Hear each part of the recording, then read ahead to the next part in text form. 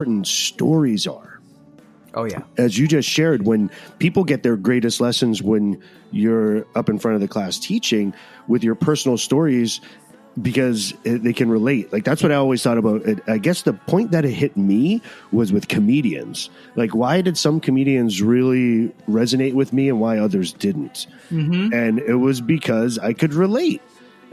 and you know, it's part of how they form their comedic skits, but they try to relate to people through these different stories. And if you're a parent and they're talking about kids, everyone's laughing because we're releasing that frustration about being a parent and whatever they're dealing with, or maybe you've been cheated on and they're talking about that and you can find some humor in it. And, you know, whatever it is, it's about relating.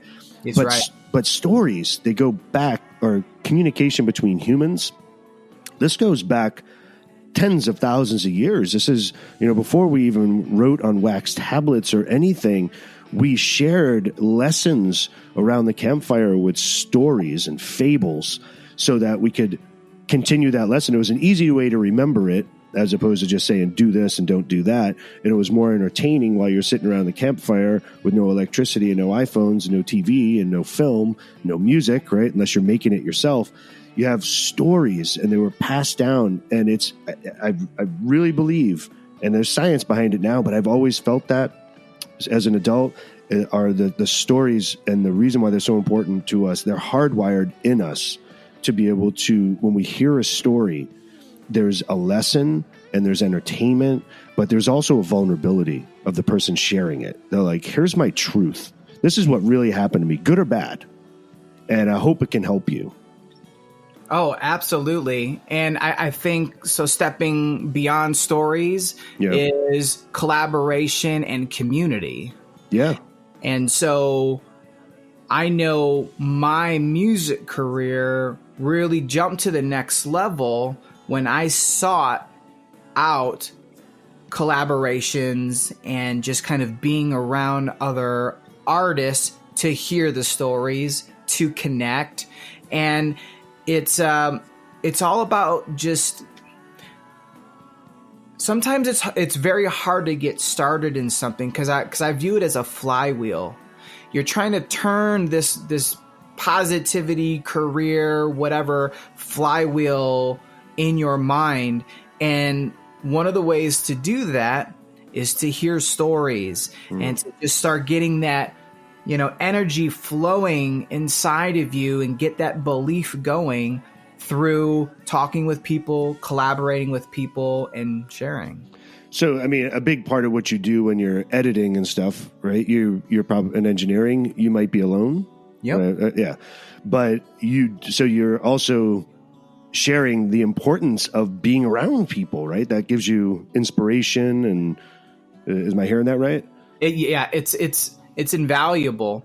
There's, unfortunately with kind of, and we can probably go off on this for too long, but one of the difficult things that I'm seeing, especially where I teach, in the halls, a lot of students are just caught up in their phones and they're not talking to each other. The halls are silent.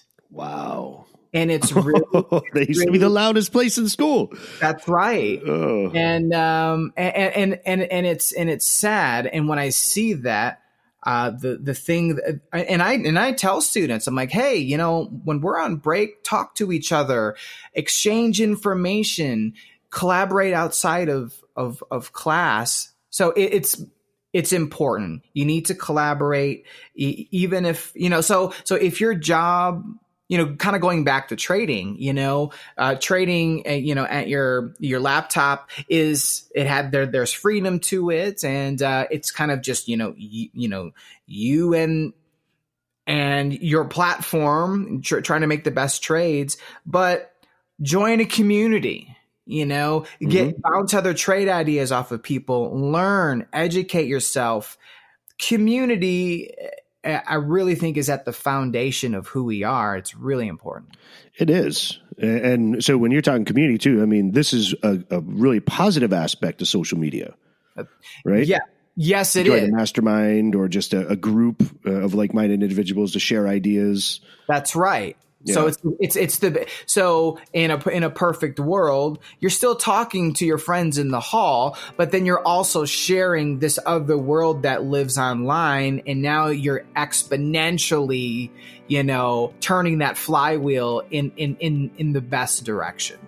Yeah, I agree. Community is huge. And again, going back in human history, it's always been about we were there to protect each other.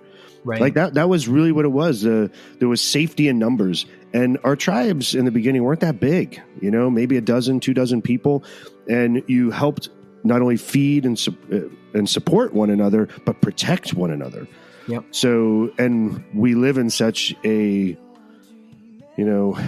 today's world is very curated. It's very sterilized, and it's, at least in America, and it's pretty safe.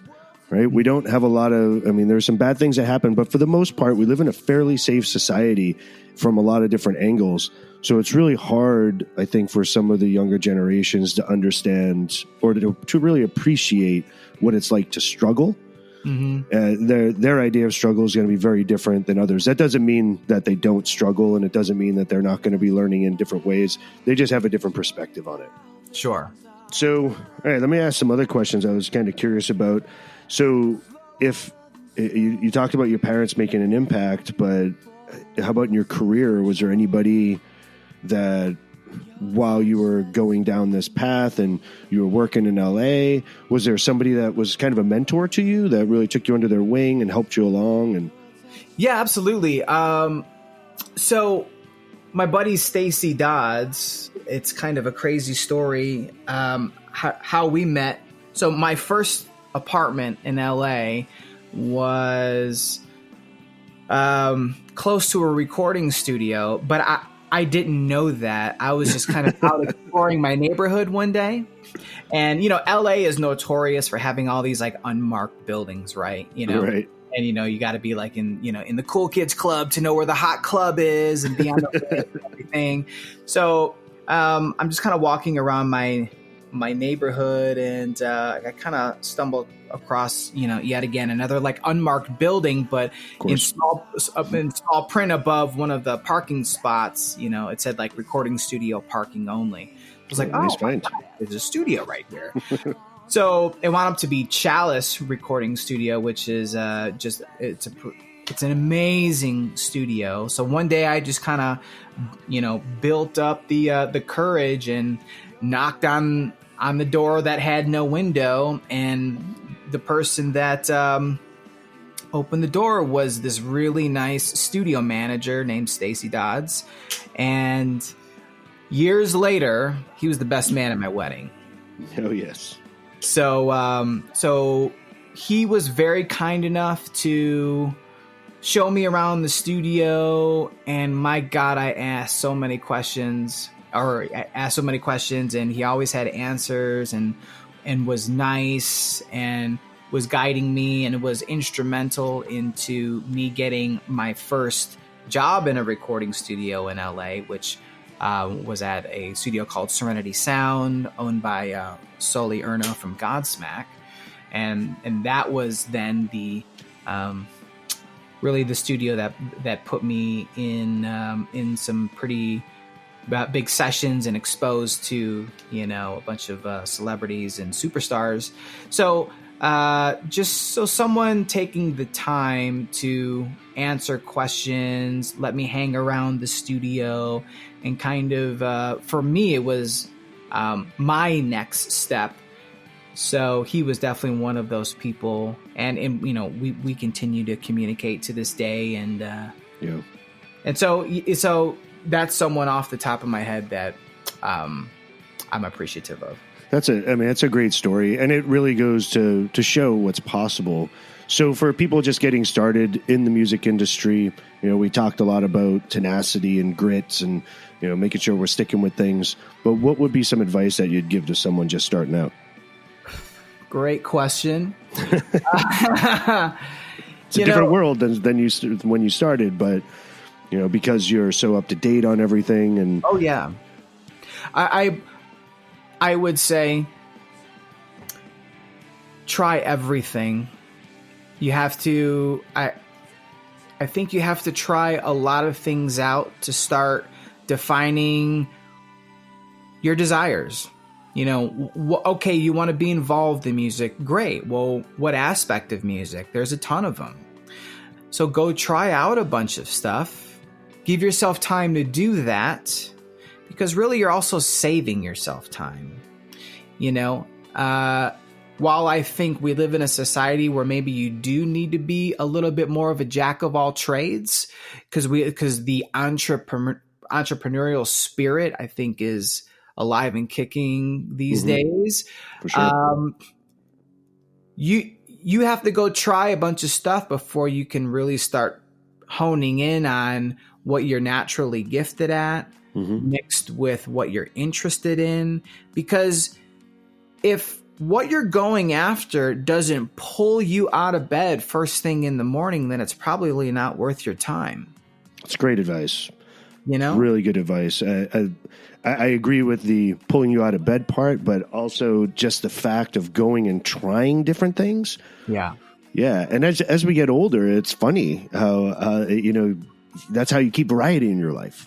That's right. Right. Trying new things, whether that's for you, stocks, completely different than music. Right. It's right. And, you know, so to be able to have a passion to even want to learn that, not just from a practical sense, but it sounds like you enjoy it. Big time. It's a totally different hat. It works a totally different side of my mind, but I enjoy it. You know, sometimes, you know, even the best poker players in the world, or the best basketball players, or the best golfers, you know, sometimes they just want to put the clubs away for a couple of weeks. It's what they love to do. It's not like they're quitting, but they just need to reset. And there needs to be other things in your life that you can fall back on and enjoy as well. So for me, that's my family. That's, you know, stocks. That's, you know, you and I share a passion for golf. You know, just these other things that we have in our lives helps you come back to that main passion, recharged and ready to go. Yeah. Yeah. Recharging. What a novel idea. Exactly. I mean, we've known each other a while, and, you know, there's been a few times I've been completely depleted, and I've had the opportunity to take over a year off at times because of how much time and energy I put into something, and got completely burnt out. Yep. Where it was emotionally, physically, spiritually draining. I mean, you're talking about the stocks. Would there be another profession that, if you weren't doing music, that you would consider doing?